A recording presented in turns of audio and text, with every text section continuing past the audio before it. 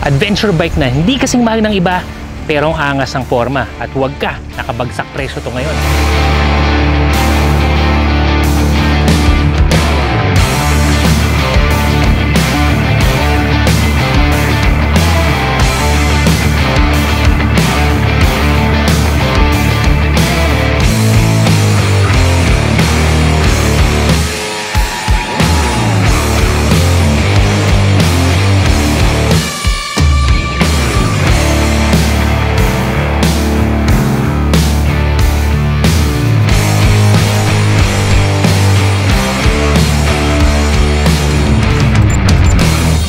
Bago natin pag-usapan ng motor na ito mga brother, napansin namin na karamihan sa inyo ay hindi pa nakasubscribe at nakafollow sa mga channels at pages namin. Para hindi kayo mahuhuli sa balita at mga tips at mga reviews pagdating sa mga motor, be sure to subscribe and follow yung mga channels and pages natin. What we have is the QJ Motor 800 SX distributed by Bristol Motorcycles. Nung binigay ko to, it was priced at 528,000 pesos pero naka-promo price na siya ngayon. You can get this for as low as 429,000 pesos. And this actual unit, ito mismo, motor ko to eh. Ito mismo motor ko na to ay binebenta ko na. Yes, I will let it go. Magbabago na tayo ng unit dahil na-enjoy na natin siya. Binebenta ko na to sa mas mababang halaga. So if you are interested, bisita lang kayo sa Juan Moto Avenue. Huwag na po kayo sa page mag-message dahil sobrang tambak baka hindi ko na mabasa. Punta kayo sa Juan Moto Avenue to view the unit at makikita nyo doon kung gaano pa ka-fresh itong unit na to. Hindi ko natatanggalin lahat ng upgrade. So mas mababa na yung benta presyo ko nito, may mga bonus ka pa na upgrades. And sigurado sobrang fresh na fresh dahil ang kilometro ko nito, mag-iisang taon na sa akin, only 2,000 kilometers. Mas madalas pa siyang naka-aircon kaysa ganitong naarawan sa labas. Forma muna tayo mga brother. Unang tingin pa lang imposing, napakalaki ng bike na to. Ito yung mga tipong in terms of size, yung mga kahigeran ng mga BMW GS and the like. Ganun ka-imposing yung size niya. And kitang-kita naman, characteristic-wise pa lang, adventure bike na siya. Bakit? Yung malapad na characteristic ng fairings and handlebar, ito, yung beak, and then the windshield. Yung windshield nga pala nito, non-adjustable siya. Fix na siya. Hindi siya kataasan katulad ng iba. But I would say enough naman when it comes to riding kahit paano may deflect pa rin na hangin kapag sumasalubong sa akin.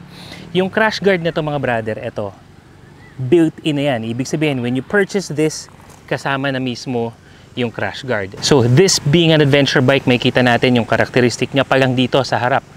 With the crash guard crossing over dun sa kabilang side with its upside down fork kapag din eh. Tapos ang layo ng distansya niya from the fairings natin dito hanggang dito sa kanyang front fender. Ang ganda din ng parang golden bronze spoke wheels type yung rayos natin dito sa gulong ngayon.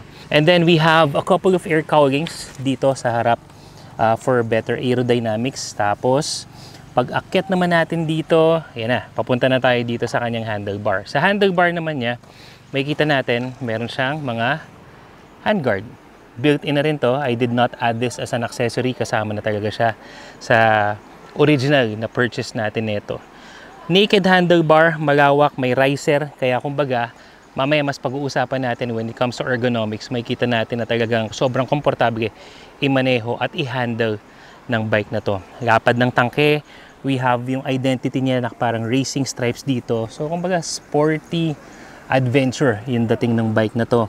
Pagdating sa upuan, solid black, white stitches, adds accent dun sa kanyang pinaka upuan. And then nakaangat din naman yung pillion seat niya or yung angkasan. This also comes with built-in bracket. Ito na siya. So if in case you wanted to add top box, pwede naman to. Iba pa yung pinaka-grab bar mo dito. So kung di mo trip to, from the looks of it, naka-bolt lang naman siya dito.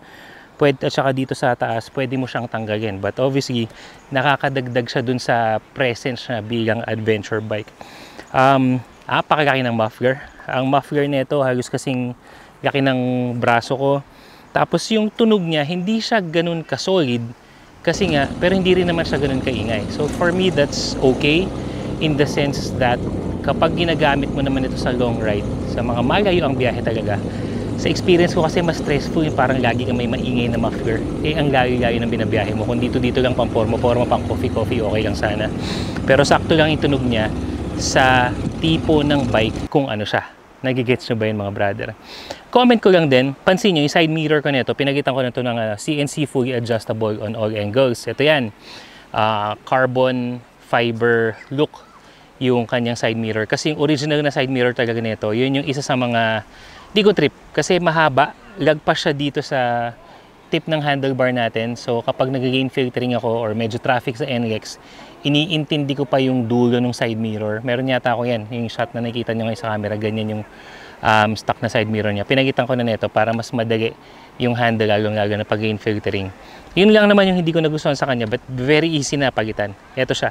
So overall forma, malaki. Pag dumadating ka sa mga rides, sa mga tambay, at yung normal lang na magpapark ka, hindi talaga may iwasan that people will ask ilang cc. They would actually think that this is a 1000cc motorcycle, but in reality, it's not. 800cc lang to. Sobrang imposing lang talaga nung datingan niya. Yung feeling mo parang ang angas-angas mo na, ang laki-laki na ang macho-macho mo. Ganun yung looks ng SRT 800 na to. Pagdating naman sa makina, magmamatch nga ba ang angas niya dun sa forma niya? Alright, people always think that this is a 1000cc scooter, but in reality, it's not.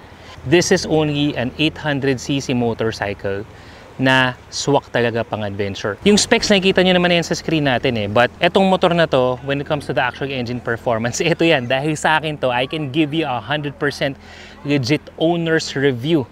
At nasabak ko na rin to sa iba't ibang mga kurso at ibang mga road conditions. Obviously sa highway, nasabak na natin to. Pagdating sa mga maliit na kalsada, nagamit na rin natin. Actually, when we even participated sa Manibela Challenge last year, nung bagong-bago pa to, going through all 33 obstacle courses, nasabak na rin natin to. So, the engine has that capability of delivering sa iba't ibang mga road conditions. Una, sa hatak niya, wala akong masabi. Yung clutch nito, I'm not sure kung sa bike ko lang, medyo mababaw siya. Ibig sabihin, hindi siya ganun ka-sensitive kapag nag-clutch ka. Bago mo iangat ng tuluyan yung clutch mo, kailangan nakatimpla na yung sa gas mo. Yun yung na-observe ko sa kanya. And then, ang lakas talaga ng hatak from first, second, third, and fourth gear. Kumbaga, ramdam na ramdam mo yung torque all the way hanggang fourth gear. The torque delivery, yung parang arangkada niya na ganun, you can still feel it sa fifth at saka sa sixth gear, pero iba yung hatak from first up to the fourth gear. Ganun siya. When it comes sa speed, minsan iniisang birit ko siya. I am able to get 195 to 198 kph. Yes, tinry ko lang naman yun para lang masubukan yung capability ng engine. Pero hindi ko na binabad. So feeling ko, lalagpas naman siya ng 200 kilometers per hour. It's just that binibitawan ko na kasi nga wala naman tayo sa private road or sa racetrack. Medyo binirit ko lang siya isang beses para lang makita yung capability. But easily, this can go to up to 160 to 180 kilometers per hour. Ano na, nang relax lang siya. Ramdam mo talaga na swabing-swabe pa rin yung makina niya. So overall, perfect yung makina nito sa mga pangmalayo ang biyahe. Yung tipong masasagad mo yung performance at may enjoy mo talaga yung tipong dire-diretso ka lang kasi swabe lang yung pag-arangkada at saka yung pag-deliver ng speed na tong motor na to. When it comes to the brakes, what we have in front is dual disc brake. Actually, malaki yung diameter ng disc brake nito. Tapos single disc brake naman sa likod. Ang kagandahan nito, Brembo calipers na. Yes, and for the type of bike that it is, this already has dual ABS channel tapos traction control system na rin. Yan ang mga added safety features na meron yung braking capability at yung traction control system na tong motor na to. When it comes to the sensitivity ng ABS nito, mas napansin ko lang naman na mas sensitive yung harap na preno nito. Pag binigla mo, mararamdaman mo talaga kumakagat ka yung ABS niya, mas tinitimpla na niya. Sa rear brake naman natin, mas napansin ko na mas malalim yung kailangan mong iapak para mag-activate naman yung rear ABS naman natin. So, for an adventure bike, I think that's perfect kasi kadalasan sa mga ganitong kalsada, mga medyo mabato, malupa, mabuhangin na ganyan, mas nilalaro kasi natin, mas malalaro natin yung bike rather kapag hindi masyadong sensitive yung kanyang rear ABS. So that gives us an allowance to somehow play around with the bike. Suspension naman tayo mga brother, gaya ng nabanggit ko kanina, what we have is upside down fork. Pagdating, ang laki ng diameter ng fork nito sa harap. So this gives us parang yung performance ready suspension, lalong-lalo na if you are bringing this to more challenging terrain kasi yung impact niya nandito dun sa makapal na diameter na part ng kanyang upside down fork. And take note Marzocchi branded yung suspension na to. Ulitin ko, Marzocchi. Marzocchi is, kung hindi kayo familiar, is a established Italian brand pagdating sa mga suspension. I think meron pa rin yata silang ibang mga products pero nakilala sila when it comes to suspension, even dun sa mga mas high-end model na mga big bikes, Marzocchi na rin yung ginagamit. So, in fairness, naka-Marzocchi suspension tayo. Sa likod naman, what we have is monoshock. Pagdating naman dito, adjustable to. Mamaya sa riding ergonomics may kita nyo. Ito kasi sinagad ko na. Kasi kapag yung stock na taas nung suspension nito or stock settings ng suspension nito at my height at 5'10", nakatingkayad ako, pero pinasagad ko na yung pag-compress na itong rear suspension natin para mas mababa lang yung seat height, mas abot ko yung ground. But nonetheless, even if nakasagad na yan, ang tendency kasi kapag nakasagad na yan, mas stiff kasi wala na siya masyadong allowance na gagalawan. Kung bagay yung talbog niya, ramdam mo na. But in this case, hindi. Ganda pa rin. Halos hindi mo ramdam yung mga lubak. To the point that even on road conditions na talagang sobrang lubak, bako-bako, hindi ako nagme-menor. Tugi-tugi lang, basta proper body position lang syempre. But wala akong masabi sa sa performance ng suspension. Bukod sa it gives out the right play for your suspension para dun sa instances wherein we have to corner, it provides that stability. Pero in cases naman na medyo malubak at mga hindi pantay-pantay na kalsada, maganda rin yung play na hindi ka naman matatagtagan. So, yun pala yun, no? Ganda ng isa yan sa mga favorite part ko sa bike na to is really the performance of the suspension. Gulong naman tayo mga brother. What we have are Maxxis tires. Ito yung stock. Sa harap, meron tong sukat na 110 80 by 19. Habang sa likod naman is 150 70 by 17. So definitely hindi alangan yung sukat niya dun sa lapad or dun sa identity ng motor na meron tayo. Isa pa sa mga nasabi ko kanina, spoke wheels na. Ibig sabihin, meron tayong rims dito, tas may mga rayos. Kapag ganyan kasi ang setup ng motor mo, front and rear yon mga brother that gives out a certain level of flexibility versus dun sa naka-mugs. Kasi kapag naka-mugs, kapag yan ay nasagdak, halos buong mugs mo, hindi mo na magagamit. Ito kasi, yung mga rayos na ganito na nakikita natin individually, you can still replace that. And each of those rayos, merong certain level of flexibility. Hindi lang natin makikita na nagbe-bend, but there's a certain level of flexibility to take on tougher terrain challenges. Siguro masasabi ko na lang when it comes to the actual tires na ito, mas maganda kung mas dual sports tire yung karakteristik ng gulong kasi napansin natin yung threading ng gulong nito, although makakapag din naman, so okay pa rin na isabak sa mga ganitong kalsada, pero it's really more on road tires pa rin siya. I mean, yung street tires. But you have the option to upgrade this into dual sports kung talagang isasabak nyo to sa iba't ibang katulad nito, yung mga tabing ilog ride, mga bundok ride na kakayanin naman ng bike na to. But when it comes sa kapit, wala naman akong masabi. No episodes. So, makapit yung gulong nito at ulitin ko, sinabak na natin to sa iba't ibang mga challenges, manibela challenges na obstacle courses. Meron dyang putik, may tubig, merong buhangin, may mga mabato. Never tayo nagkaroon ng problema dyan. Even outside of the manibela obstacle course, sa mga NREX natin, cornering, pagpunta dito sa mga twisties na mga bundok, wala naman ako naging problema. Features naman tayo mga brother, pero una, tank capacity na ito, napakalaki. You can house 24 liters. Yes, 24 litros ang kaya ng tangke na to. Hindi ko nabanggit during our engine review kanina. According to QJ, you can have a fuel efficiency or consumption of 25 kilometers per liter. Matipid yun para sa 800cc na bike. But in reality, sa paggamit ko nito, dahil nga hindi gaspag, 2,000 kilometers pa lang to, for sale na to. But I was able to get around 20-21 kilometers per liter. Mostly mga long ride. Mga tipong tatawid ng NREX tapos pupunta tayo sa mga ganitong lugar.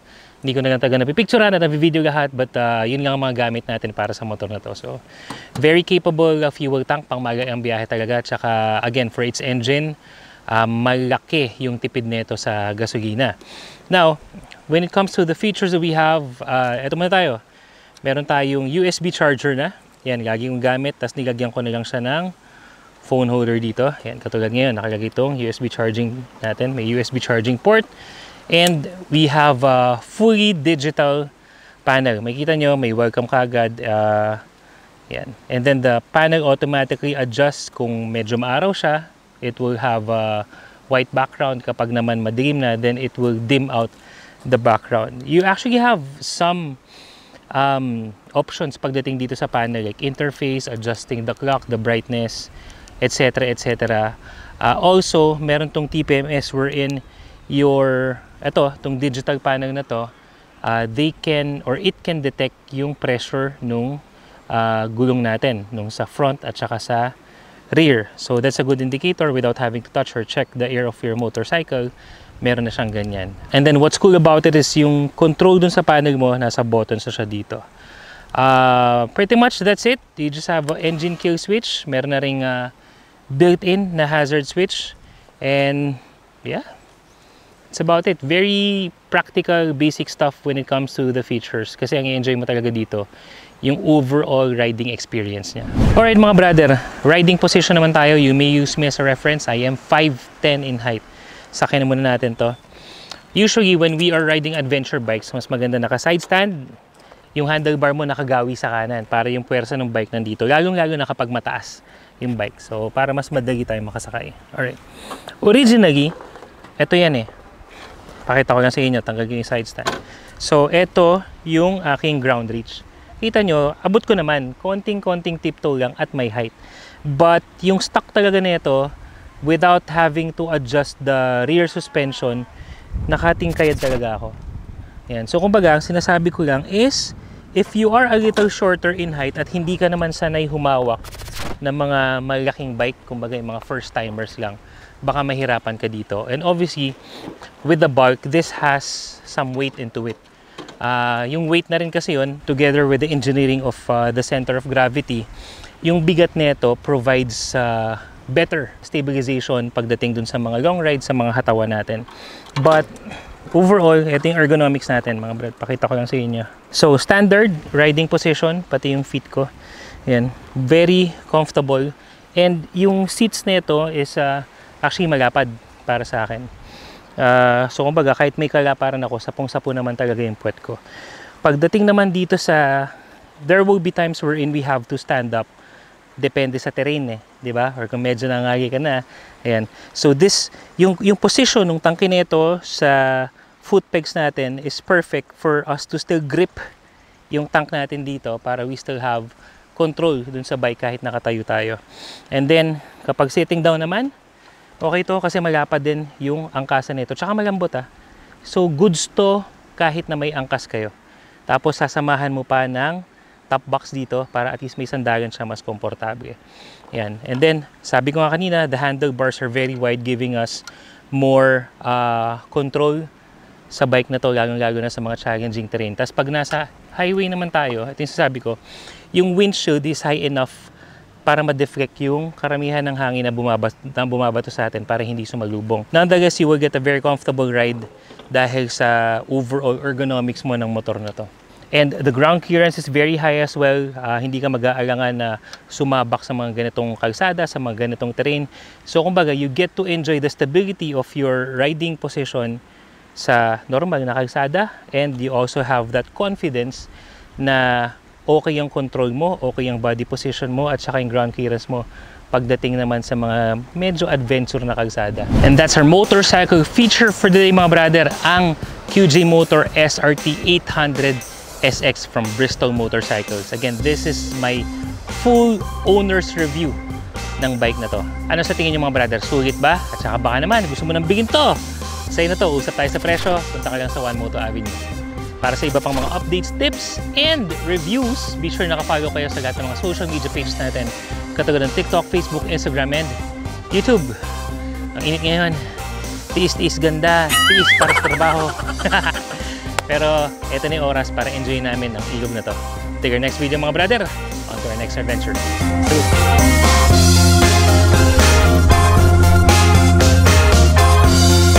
When it comes to the sensitivity,